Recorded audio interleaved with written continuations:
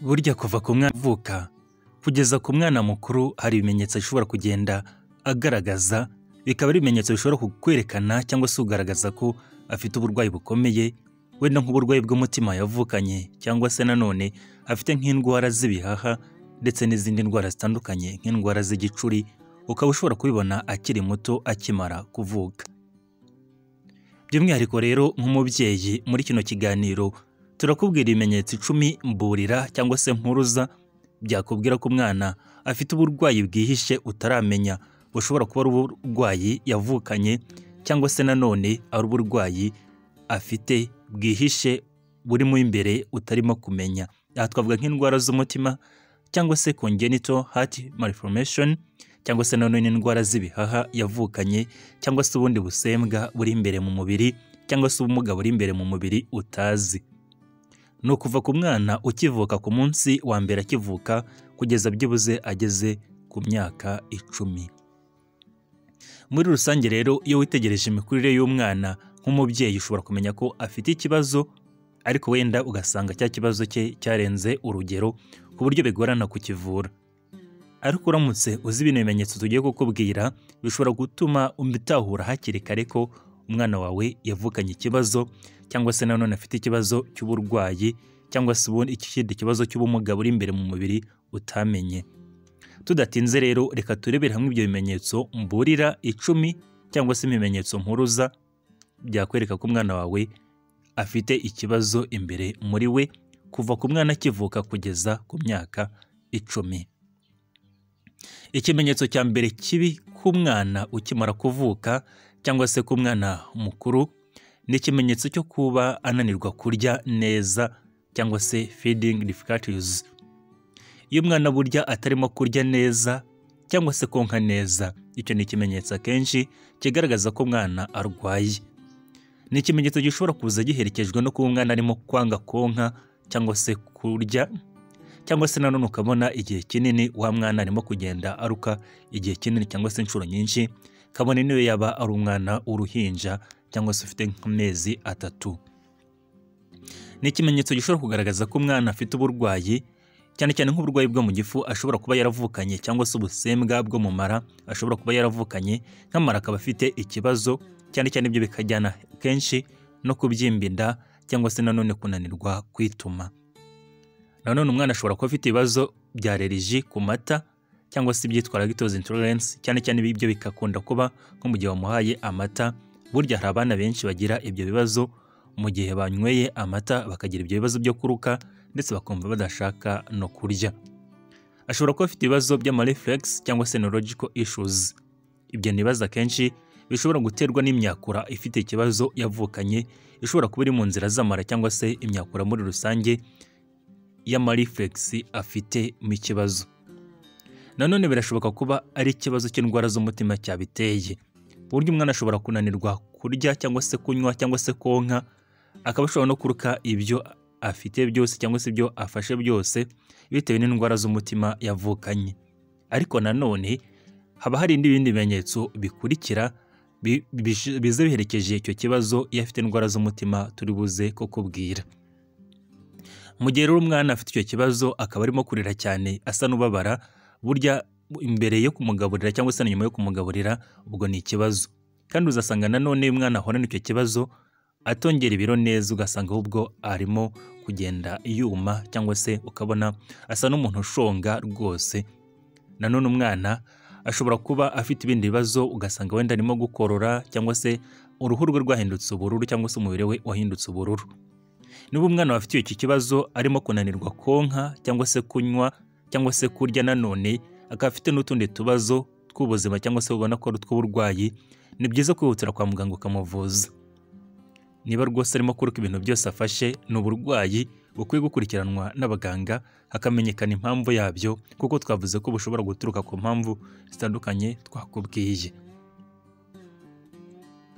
Ikimenyetso cya kabiri ni ukunanirwa kuba umwana atakwemera ko muhuza amaso, cyangwa se nanone kuba umwana arimo kudahuza amaso n'umuntu umurera cyangwa se umubyeyi we, byibuze ku mezi 2 cyangwa se amezi 3.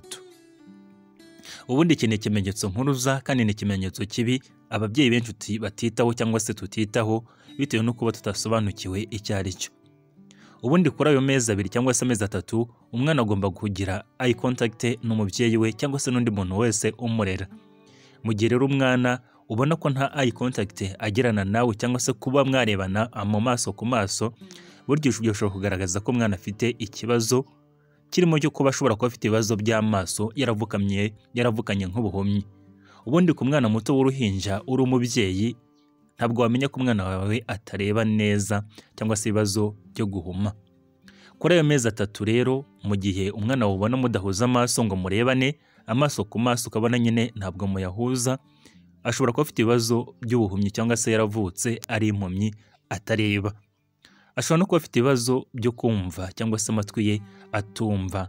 Ashobora no kuba afite ibibazo by'indwara yitwa autisme, bukaba ari uburwayi bwa autisme umwana ashobora kuba yaravukanye. Ashobora kuba afite n'uburwayi bwitwa development delay cyangwa se kugwingira mu gukura. Ibyo byose bikaba bishobora kugaragazwa na eye contact n'umuntu umurera cyangwa se umubyeyi we cyangwa se undi muntu wese umwitaho. Ubundi umwana mu gihe mukomeza 3 umwitegereza mu maso ukabona ntabwo akureba cyangwa se ntabwo murebana, icyo nacyo ni ikibazo rwose. Umwana muri icyo gihe n'umusekera ukabona nawe ntabwo aseka, nuko kenshi azaba atarimo kukubona, ashobora kuba yaravukanye ubuhumyi. Nanone burya niba umwana umubona ukabona ntabwo ari interested n'ibintu bimukikije kuba yabireba cyangwa se yabikinisha, nacyo ni ikibazo. Uzajye kwa muganga barebe impamvu yabyo ya nyabyo, niba ari ubuhumyi cyangwa se n'indwara ya autisme umwana wawe ashobora kuba yaravukanye. Ikimenyetso cya gatatu kibi k'umwana ukiri muto, umwana w'uruhinja cyangwa se umwana umaze kuba mukuru, no kuba afite muvoma cyangwa se imikaya ye idakora neza, muscle cyangwa se muscles. Ubundi umwana urimo gukura imikaya ye igomba gukura nayo, ndetse nanone ikaba ishobora kuba inakoranye no kubona ko umwana afite imbaraga ndetse n'ingufu. Iyo rero umwana adafite imbaraga, ubona imikaya ye isa n'iyagagaye cyangwa se idakora neza, birashoboka kuba afite uburwayi bukurikira. Hari uburwayi bwitwa cerebral palsy, aho ubwonko bwa kenshi buba budakora neza cyangwa se bwarangiritse. Kuba afite uburwayi bwitwa genetic disorders bwitwa Down syndrome, bukaba ari uburwayi bw'ubumuga cyangwa se nanone bw'ubusembwa avukana mu mubiri we, cyangwa se bukaba ari uburwayi bwitwa muscular dystrophy cyangwa se imikaya ye idakora itanakura neza cyangwa se yarangiritse ku bwonko, cyangwa se afite uburwayi runaka cyane cyane nk'uburwayi ufata ku bwonko. Ubundi umwana aba agomba gukura ukabona ko afite umubiri ukomeye, ndetse yazamura amaguru cyangwa se wamukoraho ukumva nyine afite imbaraga. Uzakore no ku mwana w'uruhinja uzumva afite imbaraga, ariko mu gihe ubona umubiri we nta mbaraga ufite, ukabona umwana asa naho yagagaye cyangwa se ukabona umubiri we utarambuka neza, ukabona ananirwa kuzunguza amaguru cyangwa se amaboko, ubundi umwana nyine aba agomba kuzunguza ibyo bice by'amaguru n'amaboko. Ibyo birashoboka kuba ari uburwayi rwose. Ni byiza ko wabibwira muganga ukwegereye ukagenda ukamuvuza. Ikimenyetso cya 4 kibi gishobora kugaragara ku mwana ukiri muto, ni ukuba atarimo kwiyongera ibiro neza cyangwa se arimo kubitakaza akananuka. Ubundi umwana ukimara kuvuka akiri muto cyane mu byumweru cyangwa se mu minsi ashobora gutakaza ibiro.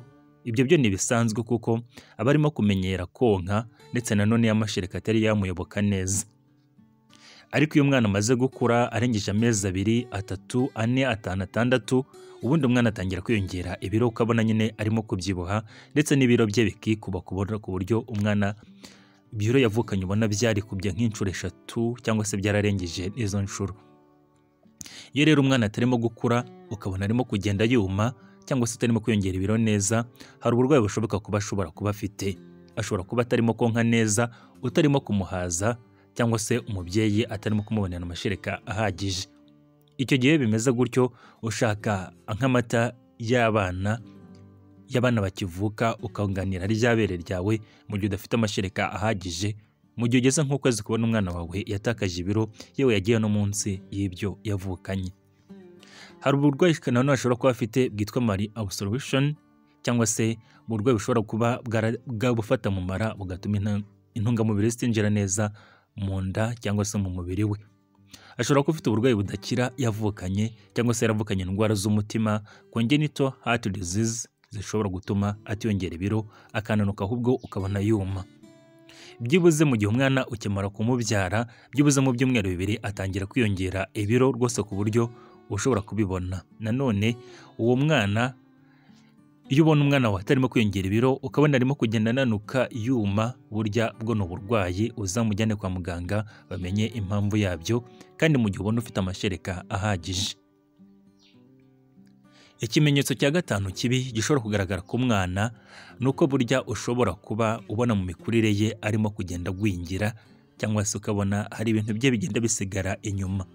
Ibyo bishobora kugaragara ku mwana kuva ku mezi 6 kugeza ku myaka 10 cyangwa se nanone no kurenzaho, ukabona umwana ari inyuma y'abandi bangana nabo.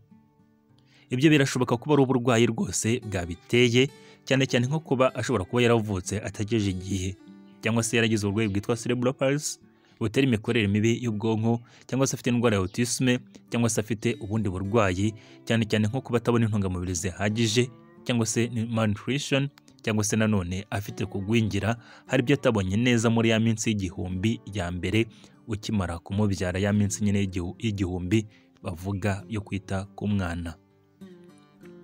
Nanone burya hari igihe ushobora kumenya ko umwana wawe afite kino kibazo akiri muto, cyangwa se atarimo gukura neza. Cyane cyane burya nko ku mwana ufite amezi 3 cyangwa se amezi 4, uba ugomba kumuhagarika, cyangwa se ukabona nyine umutwe we abashije kuwuhagarika neza ku buryo wa mutwe we utazunga, ku buryo wagwira inyuma nk'umwana ukivuka. Ubundi umwana umutwe we ugomba guhagarara neza.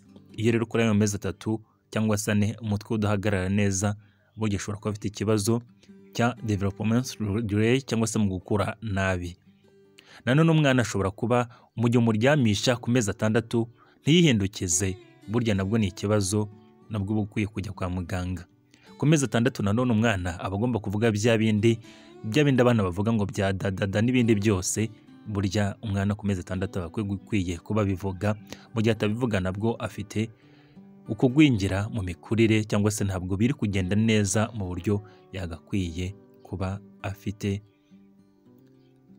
yagakwiye kuba ameze gutyo, cyangwa se ari mu kigero cy'iyo myaka cy'ayo mezi agagombye kuba abikora. Ubu ni nko ku mezi 7 cyangwa se 8 umwana aba agomba kwicara rwose, nta kintu kimufashe rwose akaba ashobora kuyicaza we ubwe.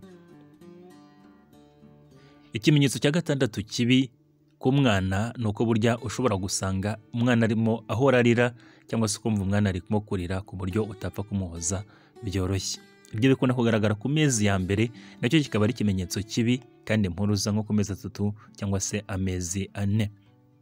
Iyo umwana arira ukamuhoza bikanga, ukabona nyine bisa naho ari mu bubabare budakira cyangwa se buhoraho, bishobora guterwa n'uburwayi bukurikira. Hari ubwitwa colic orgas pain, cyangwa se afite ibibazo mu nzira z'igogora, ashobora kuba yagize intolerance, cyangwa se nanone kuba uri kumuha nk'amata y'abana akaba yamuteye ikibazo. Ashobora kuba yagize infection nk'ama-infection afata mu gutwi cyangwa se mu nzira z'inkari, nayo arababaza cyane. Ashobora no kuba afite ibibazo by'imyakura yumva, cyangwa se neurological disorders cyangwa se neurological issues. Muri rusange rero, niba umwana arize byibuze akarenza amasaha 3 ku munsi mu minsi 3 mu cyumweru, icyo gihe ni uburwayi. Nanone burya umwana ashobora kuba umufata ukamuhoza ukamugaburira, ukabona ntabwo arimo guceceka cyangwa se ngo areke kurira, nabwo burya barimo kubabara cyane, afite n'ikindi kibazo. Iyo ubona bwo burwayi nanone buje burekejwe n'umuriro cyangwa se kuruka, izo na infection ukwiye kumuvuza mu buryo bwihuse. Ikimenyetso kibi cya 7 gishobora kugaragara ko umwana ni uko bashobora kugira ibimeze nk'igicuri, cyangwa se gufatwa n'igicuri, cyangwa se kugagara. Icyo ni ikimenyetso kibi gishobora kugaragaza ko umwana afite ibibazo by'uburwayi, rwose ni red flag. Icyo ngicyo bishobora kugaragaza ko umwana afite ibibazo byitwa infantile spasms, cyangwa se afite uburwayi bwa epilepsy n'igicuri, cyangwa se mu bwonko bwe hangiritse, wenda akaba yamuguye nko hasi ntubimenye, cyangwa se yakubise umutwe hasi ntubimenye. Ashobora kuba afite nanone nko kuba yangiritse, cyangwa se afite uburwayi bwitwa metabolic disorders. Ubwo ni uburwayi cyane cyane buri umwana agagaye, cyangwa se arimo akunda kugagara. Ibyo ni uburwayi rwose bukomeye uba ukwiye kumuvuza, cyane cyane nk'abana bagira umuriro mwinshi bakagagara, ariko nabwo nuko ubuze impamvu yabyo ko byatewe n'umuriro, nabwo uzamwihutana kwa muganga bamuvure. ubwo rwose ni uburwayi umubyeyi aba akwiye kuvuza umwana we. Ikimenyetso kibi cya munani gishobora kugaragara ku mwana ukiri muto ni ukuba ashobora guhumeka nabi cyangwa se ukabona uruhu rwe rwahindutse ubururu. Ubundi kuba uruhu rwahinduka ubururu bigaragaza ko amaraso cyangwa se umwuka mwiza utarimo kugera muri ibyo bice byahindutse ubururu. Bishobora kugaragaza indwara zifata mu nzira z'ubuhumekero harimo nk'ama-infection afata mu nzira z'ubuhumekero nka pneumonia cyangwa se umusonga cyangwa se indwara yitwa bronchiolitis. Ashobora kuba afite indwara z'ibibazo by'umutima yavukanye cyangwa se congenital heart defects cyangwa se umutima we ufite ikibazo cy'ubusembwa n'uburwayi. Nanone ashobora kuba afite indwara ya asima cyangwa se yagize ibindi bibazo ku buryo umwuka atarimo kugera neza mu nzira z'ubuhumekero. Bikaba bibi cyane rero iyo uwo mwana ahumeka inshuro zirenze 60 mu munota, ukabona afite hano ku mazuru wakwitegereza neza yahumeka ukabona hari kubyina, cyangwa se ugasanga nanone ari kuhumeka imbavu zigasa naho zigiye gushinguka mu gituza. Nanone burya wanamwitegereza ugasanga nko ku mano cyangwa se ku ntoki hahindutse ubururu, hari n'igihe no mu kanwa nko ku rurimi usanga hahindutse ubururu. Icyo gihe uwo mwana ukwiye kumwihutana kwa muganga, cyane cyane akongererwa umwuka akanafashwa, kuko bishobora gutinda ukaba ushobora no kumutakaza agatakaza ubuzima. Ikimenyetso kibi cya 9 gishobora kugaragara ku mwana ni uko ushobora gusanga ukabona yagize umuhondo cyangwa se yahindutse umuhondo. Ibi bishobora kugaragara ku bana bakivuka batari barenze ibyumweru 2 bavutse, cyangwa se ku bana bakuru. Ibyo byose birashoboka nyine, no ku muntu mukuru bishoboka kuba ubona yahindutse umuhondo. Cyane cyane nko ku bana bakivuka ni indwara yitwa umuhondo irazwi, cyane cyane ikunda kugaragara harenze iminsi 14 bavutse. Ni uburwayi bugaragaza ko byibuze umwijima udakora neza, cyangwa se nanone ukaba ushobora kugaragaza ibibazo bya blood group incompatibility, cyane nanone bikaba bishobora kugaragaza metabolism disorder cyangwa se metabolic disorders, cyangwa se ibibazo by'ama-infection atandukanye. Nanone bishobora kugaragaza ko ku mwana ukivuka yagize ibibazo bya hyperbilirubinemia, aho usanga bilirubine ari nyinshi mu mubiri. Uwo mwana aravurwa agashyirwa ku itara ribasha gushongeza za bilirubine mu mubiri, ugasanga umwana akongera akamera neza. Ni uburwayi buvurwa kandi utavurira mu rugo, ukwiye kujyana kwa muganga bakamuvura, kubera ko iyo umugumishije mu rugo ushobora no kumutakaza akabura ubuzima. Ikimenyetso cya 10 kibi ku mwana ni ukuba ushobora kuba umwana ubona yacitse intege, asa naho ari guhondobera, ndetse ugasa naho nyine arimo kugenda yumirana, cyangwa se arimo guhondobera muri rusange. Ni ikimenyetso kigaragaza ko umwana arwaye, afite ibibazo by'ama-infection, cyane cyane nk'infection zo mu maraso cyangwa se indwara ya meningite. Meningite ni indwara ahanini yitwa mugiga. Nanone ushobora gusanga afite ibibazo by'umwuma nk'abana barimo kuruka, cyangwa se nanone abana barimo guhitwa bafite ibibazo by'impiswi. Ashobora kuba yagize n'isukari nke nk'umwana umaze umwanya munini atonka. Ashobora no kuba afite ibibazo by'imyakura yumva, neurological disorders. Mu gihe umwana atarimo gukanguka ngo arye cyangwa se ngo yonke, buryo ukabona acitse intege, uzamujyane kwa muganga. Mu gihe ubona atarimo gukora umuvoma nk'ibisanzwe, uzamujyane kwa muganga. Nanone mu gihe ubona umwana arimo kuvuga ugasakuza ukanamukoraho nta responding, burya nabwo uzamujyane kwa muganga. Hari ibimenyetso rero bisa naho ari red flags ku mwana ushobora kugenderaho, cyangwa se bigatuma umwihutana kwa muganga bakamuvura. Mu gihe umwana arimo guhumeka nabi, cyangwa se mu gihe atarimo guhumeka, uzamwihutane kwa muganga. Mu gihe uruhu rwe rwahindutse ubururu, uzamuhitane kwa muganga. Mu gihe afite igicuri cyangwa se kugagara, uzamwihutane kwa muganga. Mu gihe umukoraho ntiyumve cyangwa se nta responding, uzamujyane kwa muganga.